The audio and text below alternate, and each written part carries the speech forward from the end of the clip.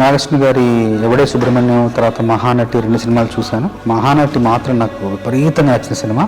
నాయి గారు కాల్ చేసి రమ్మన్నారు, వెళ్ళాను. వెళ్ళిన తర్వాత సందర్భం చెప్పడానికి ముందు నాకు కథా గమనాన్ని కాసేపు మాట్లాడి చెప్పిన తర్వాత వివరంగా చూపించారు, కొన్ని దృశ్యాలు చూపించారు.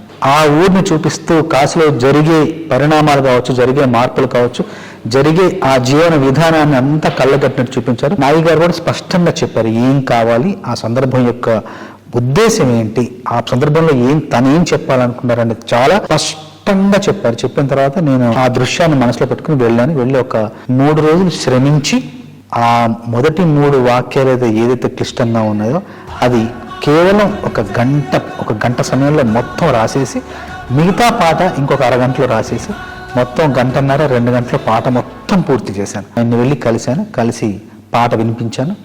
ఒక్క మాట కూడా ఆయన సవరణ లేకుండా, కరెక్షన్ లేకుండా పాట మొత్తం బిగిన చాలా బాగుందని చెప్పారు. పల్లవి రాసిన తర్వాత చరణాల్లో అవతార స్పృహ, అవతార స్పర్శ కొంచెంగా ఇస్తూ కలియుగానికి కలి యొక్క అవతారం ఎలా అయితే జనించిందో అక్కడికి వేగంగా రావాలనే ఉద్దేశంతో ముందు మాటలు మీనమై